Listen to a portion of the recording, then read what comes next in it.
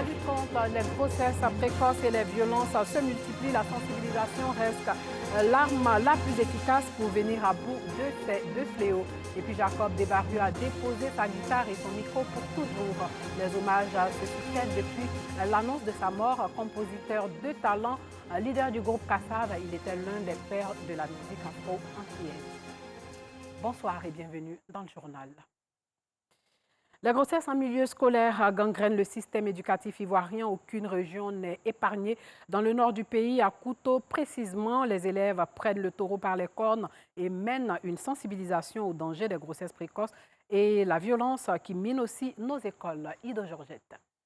Amener les jeunes à avoir un comportement citoyen et à éviter les grossesses précoces, tel est le but de cette journée organisée au lycée de Kouto. Pour les initiateurs, cette journée permettra à la jeune génération de prendre conscience du danger qui la guette, car la violence et les grossesses précoces constituent un frein aux études. J'exhorte mes amis à travailler pour qu'ils puissent aussi réussir. Le seul message que je voudrais transmettre à mes camarades, c'est de leur dire que seul le travail paye. Nous filles, nos études représentent notre premier mari. Pour le proviseur du lycée de Kouto et le représentant du parrain, ces jeunes qui représentent l'élite de demain doivent être formés et encadrés. L'objectif de tout encadrement, c'est d'offrir le meilleur aux enfants. Ces enfants qui sont aujourd'hui présents vont à l'école dans le but de préparer un avenir. Et donc, on a estimé que M. Yamsa Koulibaly était l'homme idéal. À mes frères élèves, hommes, de bannir la violence en milieu scolaire, voilà, d'être focus sur leur étude, et aux jeunes filles de ne pas se presser. Vous voyez, leur premier mari, c'est leur étude. Aujourd'hui, le gouvernement en place met tout en place pour l'autonomisation de la femme. Donc, prenez vos études au sérieux. Plusieurs autres tournées de sensibilisation seront entreprises dans la région de la Bagoué pour sensibiliser les parents et la jeunesse aux dangers liés aux grossesses précoces.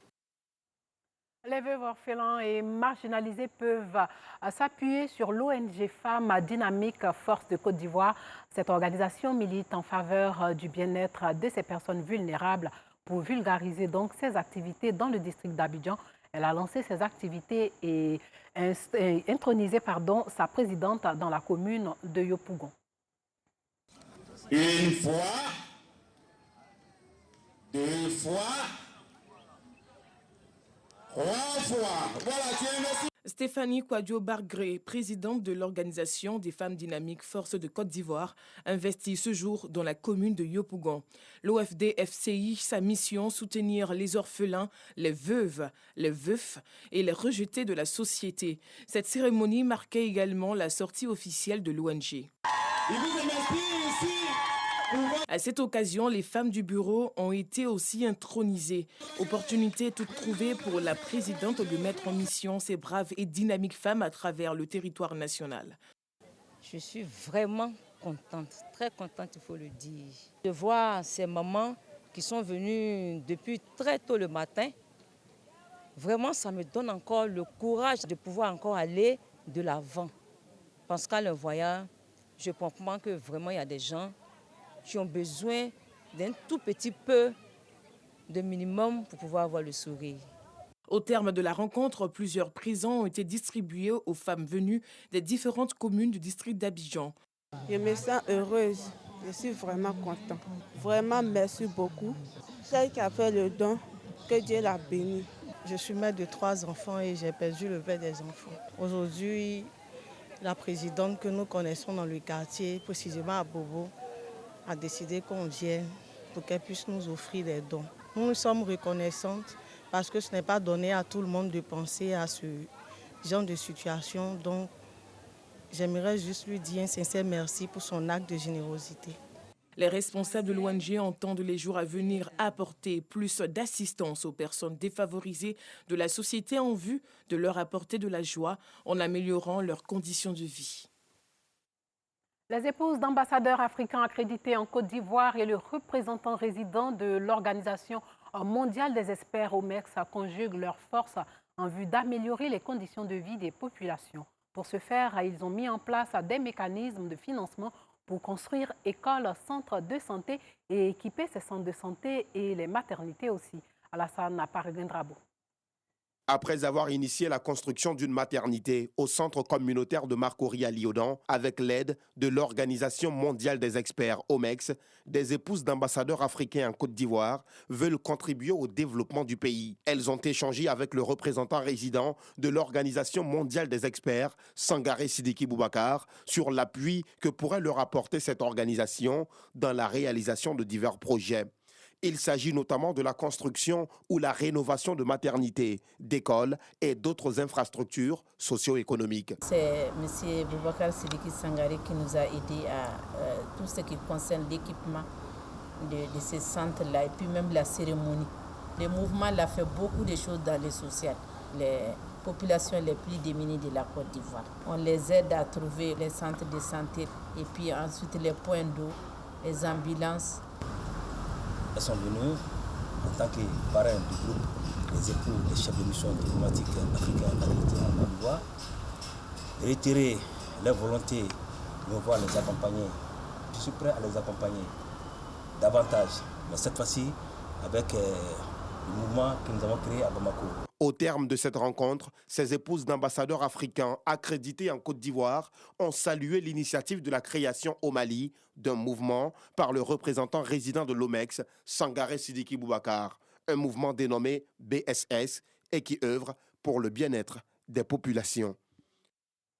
Un tournoi de football a regroupé gendarmes, policiers et agents de la RTI dans le cadre du renforcement des liens entre les deux équipes. Ce match s'est soldé par la victoire des gendarmes au tir au but sur la RTI. Le reportage de Pascal Koné, commenté par Salif Ouattara de RTI Sport. On se croirait à un regroupement militaire.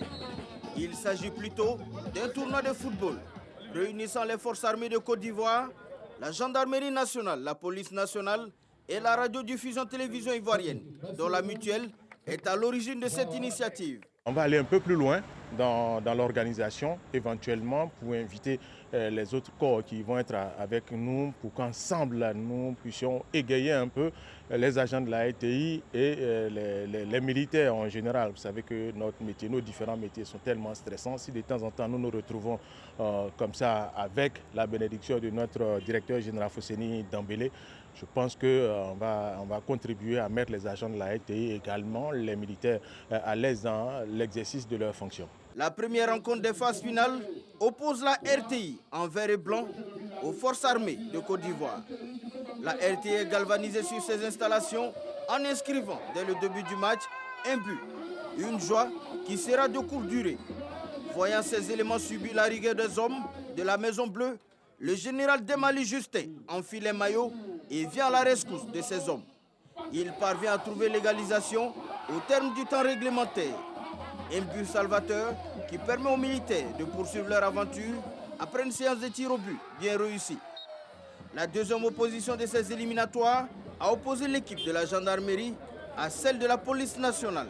La gendarmerie va trouver la faille en battant le portier de la police, 1-0. Au terme de ces éliminatoires, la petite finale se solde par la victoire des policiers qui occupent la 3e place du classement.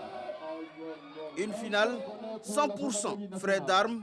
Le choc entre militaires et gendarmes se solde par la victoire des hommes du général Apollo Touré grâce à l'épreuve des tirs au but. Rendez-vous est donc pris l'année prochaine pour la 2e édition de ce tournoi qui va voir la participation de tous les corps de l'armée nationale ivoirienne. Et puis l'équipe ivoirienne de football a été éliminée aujourd'hui par l'Espagne au JO de Tokyo, 5-2 lors des prolongations. Une journée difficile en tout cas pour la Côte d'Ivoire qui a vu aussi ses deux sprinteuses, Talou et Aouré, éliminées aux 100 mètres. Comme en 2008, l'aventure s'arrête en quart de finale pour la Côte d'Ivoire. Les éléphants espoirs ont été éliminés des Jeux olympiques de Tokyo par l'Espagne en prolongation. Pourtant, tout commence bien pour les coéquipiers de Max-Alain Gradel qui ouvrent le score après seulement 10 minutes de jeu grâce à Eric Bailly. Dans la dynamique, Cheikh Timité est tout proche de faire le break, mais le gardien espagnol est bien sur ses appuis. Bousculé, la réaction d'orgueil des Espagnols intervient à la demi-heure avec l'égalisation signée Dani Olmo. À un but partout, le match s'anime et ce sont les pachydermes qui parviennent à reprendre le dessus dans les derniers instants de la partie par l'intermédiaire du capitaine Max Gradel. Mais la joie est de courte durée. Éric Bertrand Bailly concède un pénalty transformé par Rafa Mir Bicente. Dépassés et manque de concentration, les éléphants encaissent 3 autres buts qui portent la signature de Mikel Oyarzabal et Rafa Mir Bicente pour le triplé. 5-2, score final. La Côte d'Ivoire peut nourrir beaucoup de regrets après avoir mené par 2 fois avant de sombrer. En athlétisme, Marie-Josée Talou n'a pas pu réaliser l'exploit en finale du 100 mètres.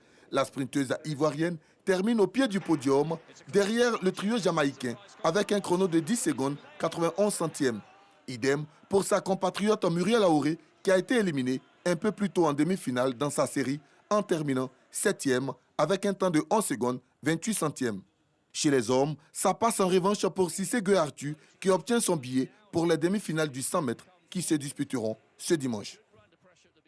En République démocratique du Congo, les 8 chefs des confessions religieuses chargés de désigner le futur président de la commission électorale dans ce pays ont achevé des mois de délibération sans parvenir à s'entendre sur un nom. Ce document signé par 8 chefs religieux comporte 2 points de vue divergents sur le plan éthique, indépendance et réputation. 2 confessions religieuses considèrent que sur le plan éthique de l'indépendance, les griefs contre 2 candidats de la liste affectent leur indépendance et leur crédibilité. Ces 2 confessions ont donc demandé que les 2 candidats en question soient écartés de la course. Et puis au Congo-Brazza, face à la propagation de la maladie à coronavirus, le gouvernement du Congo-Brazza exige la vaccination pour tous les personnels de santé, les futurs étudiants de l'université publique ainsi que les fonctionnaires qui évoluent au sein des ministères. Les candidats au concours d'entrée aux établissements de l'université publique doivent donc désormais inclure une fiche de vaccination dans leur dossier. Nombreux sont les Congolais qui n'adhèrent pas à la vaccination alors que les autorités veulent atteindre une couverture de 60% qui leur permettrait de lever plusieurs restrictions. Parlons de Covid toujours. La Tunisie cherche à accélérer la campagne de vaccination. De nombreuses mesures ont été prises cette semaine. Parmi les mesures prises, l'allègement du couvre-feu qui aujourd'hui est à 19h et qui va passer demain dimanche à 22h. Dans les cafés et les restaurants, cependant, il n'y aura plus de clients assis à partir de 19h. Le président tunisien encourage donc le télétravail pour les voyageurs venus de l'extérieur de la Tunisie. L'autoconfinement passe de 5 à 7 jours sur le fond du Covid-19. La Tunisie reçoit presque quotidiennement de l'aide en matériel et diverses fournitures des pays amis. Et puis la Martinique, de nouveau confinée pour au moins 3 semaines. Ce nouveau confinement a été mis en place à partir de vendredi, depuis le début de la semaine. Donc la situation sanitaire s'est fortement dégradée. 1100 nouveaux cas de Covid-19 ont été recensés. La Martinique frappée de plein fouet par la 4e vague de l'épidémie. L'île sera reconfinée dès le 31 juillet avec un couvre-feu avancé à 19h. Les autorités sont obligées de prendre des mesures drastiques. Et moi, c'est dommage d'en arriver là, mais c'est de notre faute. On nous demandait d'être vaccinés pour venir déjà sur l'île. Et là, maintenant, de nouveau, nous sommes confinés à un rayon de 10 km. Donc voilà, on va beaucoup moins profiter. Et je pense que pour le tourisme même martiniquais, je pense que ça va avoir aussi des impacts. Le taux d'incidence est passé de 280 cas à 995 cas pour 100 000 habitants. À peine 15% des Martiniquais sont totalement vaccinés. Le nouveau confinement, c'est une prise de tête pour moi. Je pense que c'est même exagéré. 3000 cas asymptomatiques, c'est ça? C'est pas 3000 décès ni 3000 gens malades couchés à l'hôpital. Peut-être qu'ils en font pour prévenir, mais bon, là, depuis une année, plus d'une année, c'en est trop, quoi. On en a marre. Il est temps que ça en finisse. Prenons-le comme ça vient, parce que c'est pas la peine de s'énerver, ça sert à rien. Il faut suivre les consignes et puis c'est tout. Sachez que le guitariste guadeloupéen Jacob Desvarieux est décédé des suites de la maladie à coronavirus. Il était l'un des fondateurs du groupe Kassav, monument aux Antilles françaises. qui a connu un succès dans les années 80 en mélangeant des musiques locales pour créer un style, le zouk. Âgé de 65 ans, il avait été hospitalisé le 12 juillet après avoir été contaminé par le coronavirus. De santé fragile depuis une greffe rénale, il avait été placé en coma artificiel et avait récemment indiqué la production du groupe Kassab qui avait annulé tous les concerts prévus. Écoutons cette voix emblématique des Antilles. Bon, je vous dis au revoir.